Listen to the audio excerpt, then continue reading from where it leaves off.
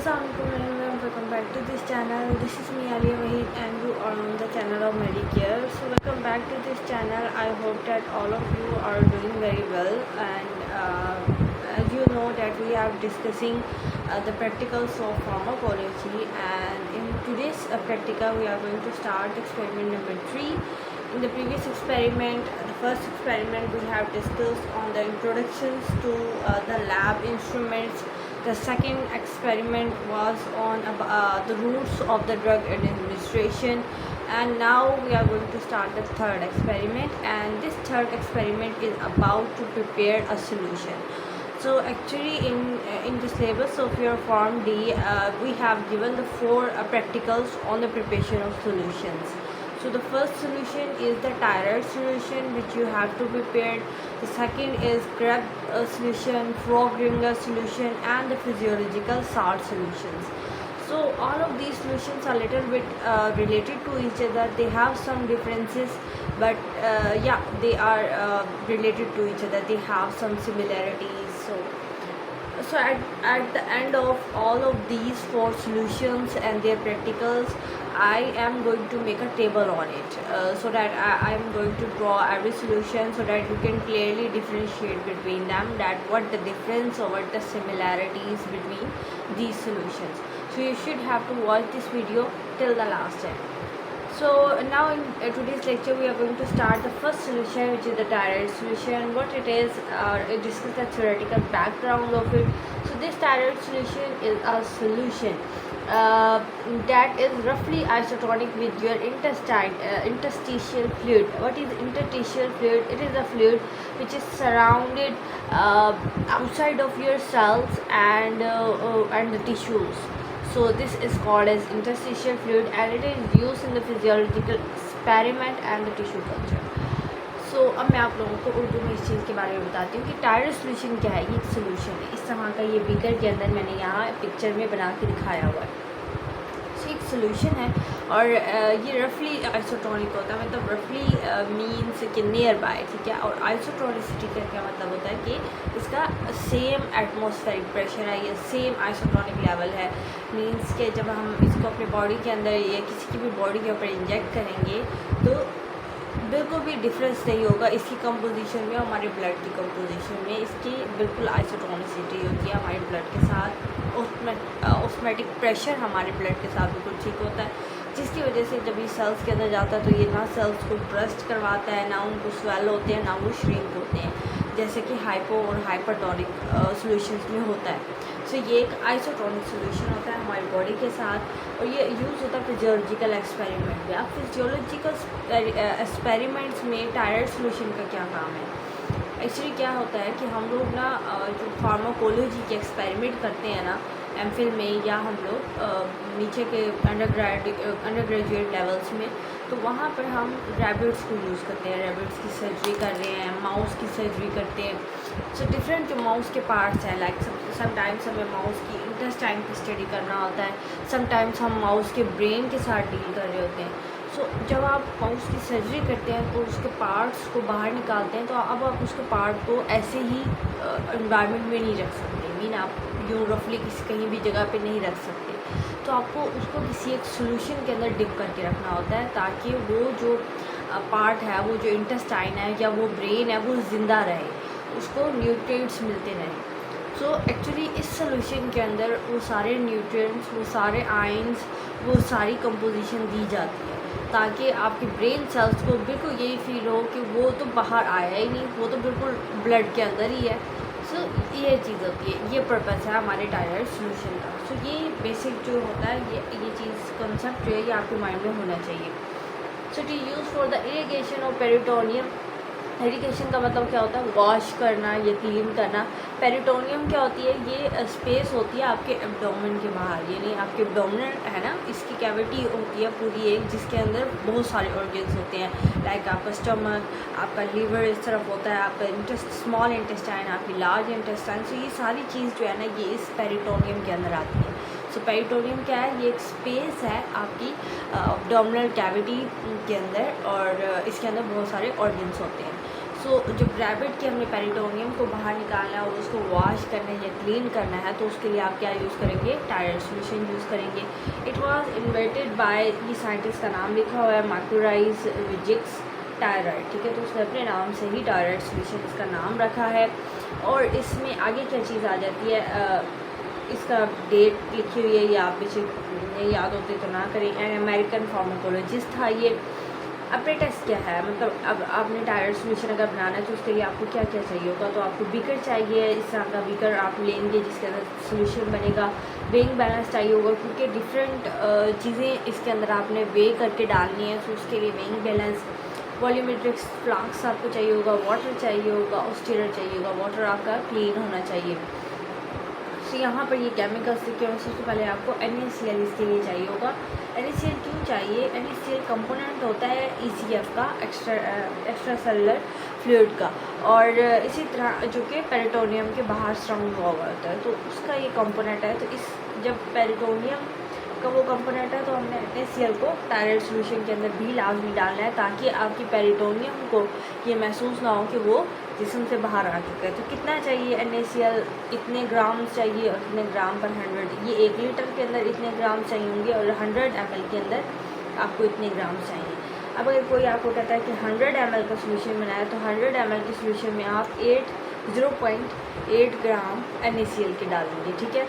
और अगर कोई कहे 1 लीटर बना रहा है, तो आप 8 ग्राम NaCl के डालेंगे सोल्यूशन के अंदर, ठीक है। तो जब हमने परफॉर्म किया था अपनी लैब के अंदर, तो हमने 100 ml का बनाया था। इट्स मीन कि हमने NaCl 0.8 ग्राम डाला था। बट आपको कोई भी कह सकता है कि 1 लीटर बनाए या 10 ग्राम बनाए या 10 ml बनाए, ठीक है। तो वो कुछ भी कह सकते हैं। तो उसी के लिहाज से फिर आपको कैलकुलेशंस भी करनी होती है, और आप कैलकुलेशंस भी करेंगे आगे। सो यहाँ पर पहले आप इसका लेबल देख लें और इसकी पिक्चर भी देख लें। लेबल आपने बिल्कुल इसी तरह से बनाना है, इंग्रीडियंट्स लिख ग्राम पर ml कितना आपको चाहिए था, डायरेक्शन, स्टोरेज वगैरह, और एक्सपायरी डेट, और ये सारी चीज़ें भी आपने, और यूजेस भी इसका लिख देना है। ये सारे कैलकुलेशंस जो हैं ये मैंने यहाँ पर लिखी हुई है, बट हम इन कैलकुलेशंस को आगे करेंगे, ठीक है। और बाकी लेबल आप इस तरह से अटैच करेंगे, और एंड में नीचे रिजल्ट भी लाजमी लिखना है कि 100 ml of Tyrode solution is prepared by us, कि हमने बनाया है ये सोल्यूशन, और हो सके तो ये इमेज भी लगा दें या ड्रॉ कर लें, ठीक है। अब मैं चलती हूँ जी नेक्स्ट पेज के ऊपर।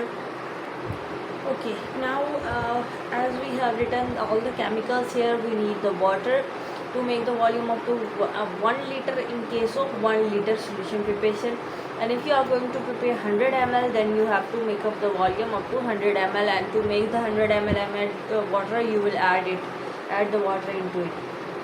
You need the KCl, potassium chloride. And what is the importance of potassium chloride? That it is the cellular membrane potential, से ये कंट्रोल कर रहा होता है सेलुलर मेम्ब्रेन के पोटेंशियल को, इसलिए हम इसको उस टायराइड सोल्यूशन के अंदर डालते हैं, ठीक है। क्योंकि जो आपकी पेरिटोनियम की मेम्ब्रेन है उसका पोटेंशियल मेंटेन रहे, इसलिए हम KCl डालते हैं। सो कोई आपसे ये चीज़ पूछ सकता है कि क्यों डाला आपने NaCl टायराइड में, क्यों डाला KCl आपने टायराइड सोल्यूशन के अंदर, क्या ज़रूरत पड़ी थी। सो तब आपको इस चीज़ का आंसर आता हो कि NaCl हमने इसलिए डाला है क्योंकि NaCl कंपोनेंट है ECF का, विच सराउंड द पेरिटोनियम, और KCl इसलिए डाला क्योंकि ये मेम्ब्रेन के पोटेंशियल को मेंटेन करता है। तो इस तरह जब पेरिटोनियम इस सोल्यूशन में पड़ा रहेगा तो उसकी मेम्ब्रेन को कुछ नहीं होगा, वो बिल्कुल ठीक रहता है। इसी तरह MgCl2 भी हम लोग डालते हैं इसके अंदर, NaH2 PO4 भी डाल रहे हैं, कैल्शियम क्लोराइड भी डाल रहे हैं, NaHCO3 भी डाल रहे हैं। अब NaHCO3 जो है वो हम पहले नहीं डालते हैं क्योंकि इससे टर्बिडिटी हो जाती है, और ग्लूकोज डालते हैं। ग्लूकोज आप लोगों को पता है कि एक बहुत अच्छा एनर्जी का सोर्स है, तो आपकी जो भी मसल या पेरिटोनियम आपने डाला हुआ है उस सोल्यूशन के अंदर उसको एनर्जी भी मिलनी चाहिए। सो प्रोसीजर क्या है, बिल्कुल सिंपल सा है कि आपने एक बीकर लेना है, वॉल्यूमेट्रिक फ्लास्क लेनी है, उन सबको वॉश ड्राई कर लें, वे करें अपने ये सारे इंग्रेडिएंट्स को। अब किस तरह से वे करना है हम उसकी कैलकुलेशंस यहाँ पे करेंगे, ठीक है। Take all the chemical except the sodium bicarbonate and calcium chloride, ठीक है। ये कैल्शियम क्लोराइड और सोडियम बाइकार्बोनेट, इनके अलावा बाकी सब को आपने एक ही बीकर के अंदर डिज़ोल्व कर देना है वाटर के साथ, ठीक है। बट इन दो को नहीं करना, इन दोनों को आपने सेपरेटली एक अलग फ्लास्क के अंदर डिज़ोल्व करना है। ठीक है, अब ये चीज़ हमने क्यों की, क्योंकि ये जब हम डायरेक्टली सोल्यूशन के अंदर डाल देंगे ना तो टर्बिडी हो जाएगी। टर्बिडी का मतलब ये है कि प्रेसिपिटेट बन जाएंगे, और वो प्रेसिपिटेट वाइट कलर के वो जब सोल्यूशन के अंदर नज़र आते हैं ना तो सोल्यूशन थोड़ा सा क्लियर नहीं होता। एक सोल्यूशन होता है बिल्कुल क्लियर, पानी की तरह शफाफ, मतलब उनमें से कुछ भी नज़र नहीं आ रहा होता। तो हमने पानी की तरह शफाफ एक टायराइड सोल्यूशन बनाना है। बट जब हम ये दो चीज़ें उसी बीकर के अंदर डालेंगे जिसमें हमने बाकी केमिकल्स डाले हैं तो टर्बिडी हो जाएगी, यानी प्रेसिपिटेट बन जाएंगे। पानी शफाफ पानी जो है वो जिस तरह का होता है वो नहीं आएगा। सो जिसकी वजह से पेरिटोनियम को हो सकती है जी डैमेज उसका। सो इस वजह से हम इसको मिनिमम करने के लिए हम इनको सेपरेट डालते हैं और फिर हम इन दोनों सॉल्यूशंस को ऐड करते हैं।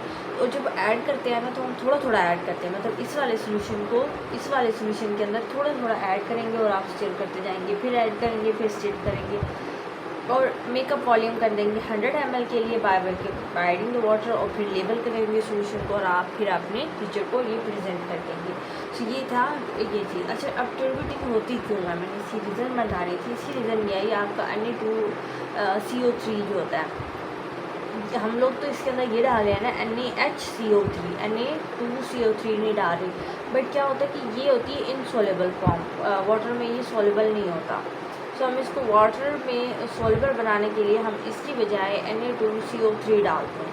ये जब Na2CO3 CaCl2 के साथ मिलता है ना, तो इन दोनों के दरमियान केमिकल रिएक्शन होता है जिससे हमारे पास ये कैल्शियम और CO3 ये आपस में रिएक्ट करते हैं। CaCO3 ये हमारे पास एंड प्रोडक्ट बन जाता है। और ये जो CaCO3 है ये है कैल्शियम कार्बोनेट, और कैल्शियम कार्बोनेट वाटर के अंदर इंसोलेबल होता है जिसकी वजह से वाइट PPT बनती है। और फिर मैंने कहा कि वाटर आपका जो सोल्यूशन है वो क्लियर नहीं होता है, और जब सोल्यूशन क्लियर नहीं होगा तो वो डैमेज कर सकता है आपके पेरिटोनियम को। ठीक है, सो ये इसकी रीज़न थी। तो प्रोसीजर भी हमने डिस्कस कर लिया। अब आते हैं जी मेन पार्ट के ऊपर जो कि आपकी कैलकुलेशंस का है, और इसको याद करने का, इसमें कुछ चीज़ें हैं जो आपको याद रखनी पड़ेंगी, मतलब रट्टा मारना पड़ेगा। सो उसको याद करवाने के लिए मैंने न्यूमोनिक्स भी आपके लिए बनाए हैं। सो बिल्कुल परेशान हो, ये जस्ट रिलैक्स हो जाइए। सो अब आप लोगों ने क्या करना है, कैलकुलेशंस पे आ जाओ, और बहुत ईजी कैलकुलेशंस है। आपने करना क्या है, आपने इन सब के मैथ्स कैलकुलेट करना है, मतलब मुझे कितने ग्राम NaCl चाहिए वाटर में ऐड करने के लिए। यहाँ पर तो मैंने डायरेक्ट ये कैलकुलेशंस लिख दी हैं। अब आपने इन कैलकुलेशन को फाइंड आउट करना है कि कितने मैथ्स KCl चाहिए, MgCl2 चाहिए, कितने मैथ्स ये सारी चीज़ें चाहिए, वो हमने करना है जी कैलकुलेट। तो कैसे करेंगे, अब आपको एक चीज़ होती है कि आपको ना एक रेफरेंस, एक स्टैंडर्ड दे दिया जाता है। तो ये एक रेफरेंस और स्टैंडर्ड आपको दे दिया गया है। ठीक है, जिसने भी पहली दफ़ा या जो साइंटिस्ट जिसकी हमने बात की थी MV टायराइड, उसने पहली दफ़ा ये सोल्यूशन जो है वो डिस्कवर किया था, तो उसने एक स्टैंडर्ड फिक्स कर दिया है कि आपने इतने मोलर NaCl डालना है, इतने मोल्स NaCl के होने चाहिए। यानी उसने हमें मोल्स बताए हैं, मैथ्स नहीं बताया। ठीक है, अब उसी मोल्स को देखते हुए हमने उसका मैथ्स निकालना है। ठीक है, लाइक उसने हमें कहा कि NaCl जो आपने डालना है वो हमेशा 136.9 मिलीमोलर डालना है। ठीक है, और हम इससे ऊपर भी नहीं जा सकते, हम इससे नीचे भी नहीं जा सकते, ये है स्टैंडर्ड।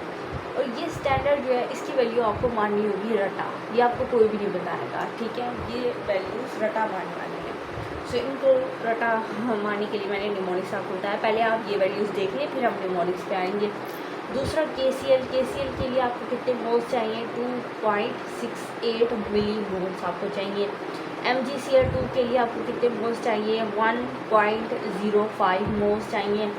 CaCl2 के लिए हमारे पास 1.8 मिली मोल्स हों। NaHCO3 के लिए 1.3 मिली मोल्स हों। Na2H2PO4 के लिए 0.42 मोल्स चाहिए, और ग्लूकोज के लिए 5.55 मिली मोल्स चाहिए। सो ये सारे मोल्स मैंने आप लोगों को बता दिए। अब सबसे पहले ये चीज़ कि आपको ये याद क्या रहेगा कि डालना क्या क्या है, मतलब एक तो NaCl डालना है, KCl डालना है, MgCl2 डालना है, और क्या क्या डालना है आप भूल सकते हैं। तो तो इनको याद रखने के लिए आप ये निमोनिक्स यूज़ करेंगे, salty guards can manage naughty gliders. यानी साल्टी गार्ड है, यानी कोई गार्ड है जो एक महल के बाहर खड़े हुए हैं और वो साल्टी है, बहुत ही नमकीन है, ठीक है, और वो मैनेज कर रहे हैं नॉटी ग्लाइडर्स को। ग्लाइडर्स जो है वो ऊपर से जो आते हैं हवाई जहाज़ से जंप लगाते हैं और पैराशूट के ज़रिए से ग्लाइडर्स ग्लाइड करके आते हैं, सो उनको कहते हैं ग्लाइडर्स। सो ये जो साल्टी गार्ड्स है ना, ये उन नॉटी ग्लाइडर्स के साथ लड़ रहे हैं, उनको मैनेज कर रहे हैं, उनको रोक के रखा हुआ है ताकि वो महल के अंदर ना जा सकें। सो अब इससे साल्टी मतलब NaCl, गार्ड्स जो है ना वो KCl के लिए मैंने यूज़ किया है। कैन सी से निकला है, सो सी से सी से Cl2 बन गया, M से Mg Cl2 बन गया, N से ये NaHCO3 भी बन गया और N से NaH2PO4, मतलब ये वाला NB और ये वाला NB ये दोनों बन गए इससे। और ग्लाइडर G से है तो G से ग्लूकोज हमारे पास बनता है। सो ये मैंने आपको याद करवा दी। क्या है, एक दफ़ा मेरे साथ रिपीट करिए, salty guards can manage naughty gliders. Very good. अभी में कौन सा है, सॉल्टी मीन नमकीन है, तो सारी बात है नमक की तरफ हम जाएंगे, और नमक क्या होता है, NaCl होता है। गार्ड से क्या होता है, KCl होता है। कैन C से Cl2, मैनेज M से Mg Cl2। इसके अलावा नॉटी से दो हमारे पास बनते हैं, NaHCO3 और NaH2PO4, ठीक है, और N में आ जाता है ग्लाइडर से ग्लूकोज बनता है। तो ये मैंने याद कर। अब इनके मोल्स कैसे याद करने, जो स्टैंडर्ड वैल्यू है उसको याद करने का तरीका ये है, NaCl की वैल्यू थी ये। सो आप इसको याद इस तरह कर सकते हैं कि आपको कोई देता है सॉल्ट शेकर, जिस तरह जूस बनाने वाला एक शेकर मशीन होती है, उसी तरह आपके पास एक सॉल्ट शेकर है और आप ख़रीद के लाए हैं ताकि आप कोई लेमनेड बना सकें या कुछ भी बना सके, और उस सॉल्ट शेकर के ऊपर लिखा हुआ है 136.9, ठीक है। एक क्या है, बाज़ार से आप लाए हैं सॉल्ट शेकर, उसके ऊपर क्या लिखा हुआ है 136.9। मेरे साथ ये चीज़ें रिपीट करते हैं, बोलें ऊंची आवाज़ से, ठीक है। अगर आप नहीं करेंगे तो ये याद कभी भी नहीं होगा। सो नेक्स्ट जो निमोनिक है, KCl की रिकमेंडेड वैल्यू याद रखने का, और KCl की रिकमेंडेड वैल्यू है 2.68। अब इसको क्या याद रखना है, K से किंग खान, ठीक है। किंग खान आपको पता है हमारे शाहरुख खान है, तो इमेजिन करें कि शाहरुख खान और खड़े हुए हैं और वो 2 से 3 बनानास लेके खड़े हुए हैं, ठीक है। सो ये क्वाइट फनी सा था।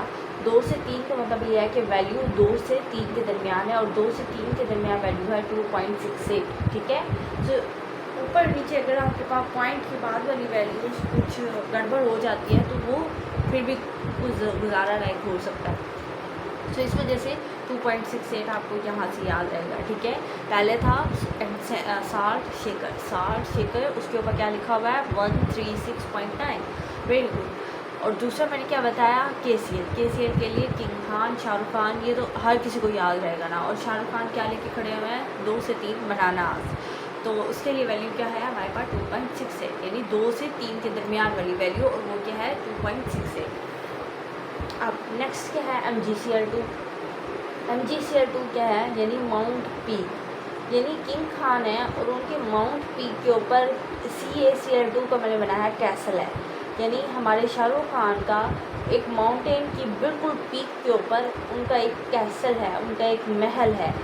तो माउंटेन पीक की लंबाई मैंने बताई है 1.5 है, ठीक है।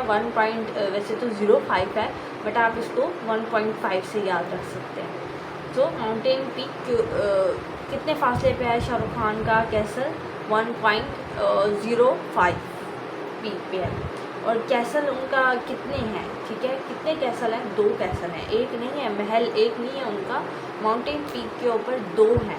सो इस वजह से कैल्शियम की वैल्यू 1.8 है, सो ये अप्रोक्सीमेटली 2 की इक्वल हो जाती है, तो इस वजह से मैंने इसको 2 लिख दिया है।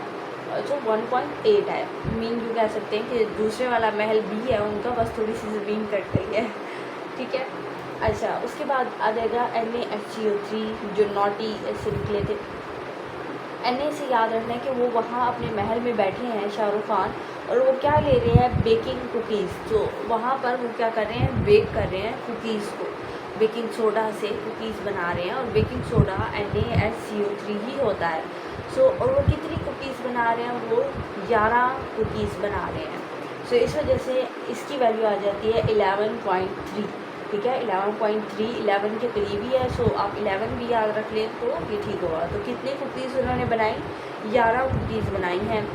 और फिर NaH2PO4, इससे क्या है, इससे हम लोगों ने याद रखना है, पूल है उनका एक साल्ट का। NaH से मैंने बनाया ये पूल है, ये PO4 से मैंने बनाया पूल है, और Na से मैंने बनाया साल्ट का। साल्ट का पूल है उनकी कैसल के अंदर, उनके महल के अंदर, और वो कितना लंबा है, वो 0.42 जो है वो इतना है। ठीक है, 0.42 मीटर्स लंबा है। और ग्लूकोज से मैंने बनाया शुगर केन कि जो शाहरुख खान है वो अपने 2 कैसल के अंदर एक तो बेकिंग कुकीज़ बना रहे हैं, और दूसरा वो शुगर कैन यानी गन्ना जो है वो खा रहे हैं। और वो कितने गन्ने उन्होंने खाए हैं, 5 गन्ना जो है वो शुगर कैन वो उन्होंने खाया है। 5.55 अप्रॉक्सीमेटली 5 के इक्वल आ जाता है। ये अब हम उस चीज़ को जो है वो थोड़ा सा रिवाइज़ कर लेते हैं, आप भी रिवाइज़ करें। NaCl साल्ट के शुगर पे क्या लिखा हुआ था, 136.9। ठीक है, उसके बाद आ जाएगा नॉटी ब्लाइडर्स गार्ड्स। तो गार्ड्स का KCl का क्या हमने बताया था कि यस शाहरुख खान खड़े हैं 2 से 3 बनाना लेके, और 2.68 इसकी वैल्यू आ जाती है। और फिर उसके बाद हमने कहा था okay salty guards can CA से CaCl2 होता है, और इसकी जो वैल्यू आ जाती है वो शाहरुख खान के महल से थी, और महल उनके 2 थे, तो अप्रॉक्सीमेटली 1.8 मिलीमोल्स आ गए थे। इसके अलावा बात करें तो माउंटेन पीक पे थे शाहरुख खान के ये 2 कैसल, और माउंटेन पीक कितनी ऊंची थी, 1.5 और अप्रॉक्सीमेटली 1.05 के इक्वल थी। और इसके अलावा हम बात अगर करते हैं तो वो वहाँ पर क्या कर रहे थे, बेक कर रहे थे कुकीज़ को। NaHCO3 और कितनी कुकीज़ बेक कर रहे थे, 11, तो 11.3 मिलीमोल्स हो गए। इसके अलावा वो क्या कर रहे थे, साल्टी पूल के अंदर नहा रहे थे, और 0.42 उसकी जो है वो वैल्यू आ गई थी। पूल मतलब कितना लंबा था वो बताया गया है। और एंड में वो क्या खा रहे थे, शुगर कैन खा रहे थे, यानी ग्लूकोज खा रहे थे। और कितनी शुगर कैन उन्होंने खाई थी, 5, यानी 5.5 शुगर कैन उन्होंने खाई थी। तो ये एक फ़नी सा मैंने जो है वो निमोनिक्स बनाया है, और आपको ये कभी भी नहीं भूलेगा। अब आपको मोल्स याद हो गया रिकमेंडेड, अब आपने मैथ्स निकालना है। अब तो बहुत इजी काम हो गया। ये जो मेजर आपका था ना, जो कम्प्लेक्स चीज़, जो मोल्स को रट्टा मारने वाला था, वो चीज़ तो हो गई है। अब जिस चीज़ ने मेरे साथ रिवाइज़ किया उसे अब तक तो याद हो चुके होंगे, आई गारंटी। बट जिसने नहीं किया उसे अभी तक नहीं याद हुए होंगे। सो अगर आपको अभी तक याद नहीं हुआ है तो जाएँ, वीडियो को गो बैक करें और अगेन देखें, ताकि आपको ये रट जाए। ठीक है, सो अब वेट हमने निकालनी यानी मैथ्स निकालना है। सो फार्मूलाज क्या होते हैं हमारे पास, कि molarity is equal two moles over 1 litre solution होता है साल्ट, या मैं कहूँ मोल्स का क्या फार्मूला होता है, तो मैथ्स और मॉलिक्यूलर वेट होता है। मैंने क्या निकालना है, मैथ्स। तो मैथ्स जब निकालना होता है तो मोल्स और मॉलिक्यूलर वेट मल्टीप्लाई हो जाता है, यही काम करना है। मैंने क्या किया, मैथ्स निकालना है, मैं मोल्स को मल्टीप्लाई कर दूंगी। ये मोल्स को मैंने मल्टीप्लाई किया मॉलिक्यूलर वेट से, और जस्ट डिवाइड कर दिया मैंने 1000 से। सो मोल्स कितने थे, वही 136.9। ठीक है, ये आपको वैल्यू कहीं भी दी नहीं होगी, ये खुद याद रखनी है। मल्टीप्लाई मॉलिक्यूलर वेट NaCl का अब आप खुद निकालेंगे। सोडियम का 23 होता है और Cl का 35.5 होता है। इन दो को ऐड करें, 58.5 आंसर आएगा। अब इसको कैलकुलेटर पे सोल्व करें, 8 ग्राम आंसर आएगा। यानी 1000 ml के लिए 8 ग्राम चाहिए। हमने डिवाइड किससे किया था, 1000 से। 1000 ml के लिए 8 ग्राम चाहिए, बट हमने सोल्यूशन बनाना है 100 ml का। उसके लिए हम क्या करेंगे, 8 डिवाइडेड बाय 1000 ये मल्टीप्लाई बाय 100, 0.8 ग्राम से हमारे पास आंसर आ गया। इट्स मीन 100 ml बनाने के लिए हमने कितना लेना है, 0.8 ग्राम सोडियम NaCl। अब आ जाती है बात KCl की। KCl का भी बिल्कुल वही, मोल्स 2.68 था, 7 मॉलिक्यूलर वेट। अब पोटेशियम का ना 39 होता है, और KCL का 35.5 होता है। उनको ऐड करें, 1000 से डिवाइड करें, ये आंसर आ गया। अब हमने 100 ml के लिए करना है, तो इसको डिवाइड करें 1000 से, मल्टीप्लाई करें इस 100 के साथ, ये आंसर आ गया। यानी इतने ग्राम्स आपने KCL वेट करना है और फिर उसे पानी में मिलाना है, ठीक है। देन MgCl2 की बारी आती है। इसके मोल्स कितने थे वो आपने लिखे, और इसका मॉलिक्यूलर वेट Mg का होता है 24, और Cl2 जो है वो आप 35.5 को 2 से मल्टीप्लाई करेंगे और फिर उनको ऐड करेंगे, तो ये आंसर आ जाएगा। इसके बाद आपने इसको 100 ml के लिए बनाना है, तो वो कैलकुलेशन आप करते जाएंगे, ठीक है। अब हम चलते हैं जी नेक्स्ट पेज के ऊपर। सो नेक्स्ट पेज पे हम लोग आ चुके हैं। पहले मैं कैलकुलेशंस करवा देती हूँ, बाद में मैं नेक्स्ट पेज थ्योरी वाले पेज पे जाऊँगी जी। सो नेक्स्ट कैलकुलेशन है CaCl2 को, जिसके आपने डायरेक्ट नहीं डालना है, इसको हमने अलग बीकर में डालना है। तो इसका मोल्स कितने थे हमारे पास 1.8। इसका मॉलिक्यूलर मास वो जो कैल्शियम होता है उसको 40 होता है, और Cl2 जो है वो 35.5 को 2 से क्रॉस करेंगे, आंसर आ जाएगा। उसको इस कैलकुलेटर में सॉल्व करें, 1000 से डिवाइड, मल्टीप्लाई बाय 100, ये आंसर आ गया। वेट ऑफ NaHCO3, इसका हमने फाइंड आउट करना है। तो इसके मोल्स हमने कितने दिए हुए थे 11, ये कुकीज़ बिस्कुट्स वाले से था। सो 11.3 मल्टीप्लाई मॉलिक्यूलर वेट क्या होगा, Na का होता है 24, H का होता है 1, C का होता है 12, और ऑक्सीजन का होता है 16 क्रॉस 3 करेंगे आप और इन सबको ऐड करेंगे, ये आपके पास आंसर आ जाएगा। उसके बाद आपने 100 ml के लिए उसे प्रिपेयर करना है। वेट ऑफ P4, ये भी बिल्कुल सिंपल है, molecular moles molecular weight divided by 1000, answer आ गया। और इसको करते रहें। Na के लिए होता है 24, हाइड्रोजन 1 होता है तो 3 है, तो आप 3 से मल्टीप्लाई कर देंगे 1 को। फास्फोरस 39 होता है और ऑक्सीजन 16 होता है, तो इस 16 को 4 से मल्टीप्लाई करेंगे ऑफ कोर्स, और फिर उनको ऐड करेंगे। ग्लूकोज के लिए आप मॉलिक्यूलर वेट 180 ग्राम्स, ये तो आई थिंक कि ग्लूकोज का मॉलिक्यूलर वेट तो हर किसी को पता होगा, तो ये चीज़ आपको पता होंगी। सो उनको डिवाइड करेंगे और मल्टीप्लाई करेंगे 100 के साथ, तो ये वैल्यूज़ आ गए। अब आपको ये ग्राम्स पता लग गए हैं, यानी ग्लूकोज को आपने इतने ग्राम्स वे करना है और फिर उसको वाटर के अंदर डालना है, इसको इतने ग्राम्स वे करना है, यानी हर सब्सटेंस के ग्राम्स आपको दिखा दिए गए हैं। सो सिंपली आप लोगों ने ये करना है कि इन सब केमिकल्स को वे आउट करना है, पानी में मिलाना है, और जस्ट रिमेंबर ये करना है कि इन दो के अलावा बाकी सब आपने एक ही बीकर में डालने हैं। इन दो को आप सेपरेट बीकर के अंदर डालेंगे, डिज़ोल्व करेंगे, फिर आहिस्ता आहिस्ता ग्रेजुअली इनको आपस में एक दूसरे में मिलाएंगे, और फिर आपका जो सोल्यूशन है वो प्रिपेयर्ड होगा। यूजेस इसके क्या हैं, इस पार्ट पे आ जाते हैं। यूज़ होता है इरीगेशन ऑफ पेरिटोनियम, वही चीज़ आ गई। इरीगेशन मीन वॉश करना पेरिटोनियम को। It use to mount the isolated jejunum of the rabbit organ bath के अंदर। तो हम ऑर्गन बाथ फर्स्ट एक्सपेरिमेंट पढ़ के आ चुके हैं कि ऑर्गन बाथ के अंदर हम आइसोलेटेड टिश्यू कोई भी एनिमल का होता है, हम उसको वहाँ पर पुट करने के लिए यूज़ करते हैं। सो ऑर्गन बाथ के अंदर जो आप सोल्यूशन डालोगे वो टायराइड सोल्यूशन डालोगे, और वही टायराइड सोल्यूशन आज हमने पढ़ा है। प्रिकॉशंस क्या हैं, क्या क्या प्रिकॉशंस हैं, तो आपका नीट होना चाहिए, अपरेटस क्लीन होना चाहिए, बेर जो करने हैं आपने सारे केमिकल्स उनको एक्यूरेटली करना है, ऐसा ना हो कि वो ख़राब हों। तो avoid the turbidity, sodium bicarbonate और कैल्शियम क्लोराइड को आपने सेपरेटली ऐड करना है। Adjust the final volume carefully. Note आपके पास है, the solution was a modification of Ringer solution. तो ये रिंगर सोल्यूशन से बहुत ज़्यादा मिलता जुलता है। It resemble the lactated Ringer solution, वही बात उन्होंने भी किया, बट इट कंटेन्स मैग्नीशियम। जो रिंगर सोल्यूशन है इसके अंदर मैग्नीशियम होता है, और शुगर यूजली ग्लूकोज होती है as energy source, and use bicarbonate and phosphate as a buffer instead of lactate. ठीक है, रिंगर सोल्यूशन में लैक्टेट आ जाता है, बट ये वाला जो सोल्यूशन है इसके अंदर हम लोग ग्लूकोज यूज़ करते हैं, मैग्नीशियम यूज़ करते हैं, बाइकार्बोनेट और phosphate as a buffer use करते हैं। तो ये इन दोनों में डिफरेंसेस है, और मैंने आप लोगों को बताया कि डिफरेंसेस में लिए मैं एक अलग से वीडियो भी बनाऊंगी।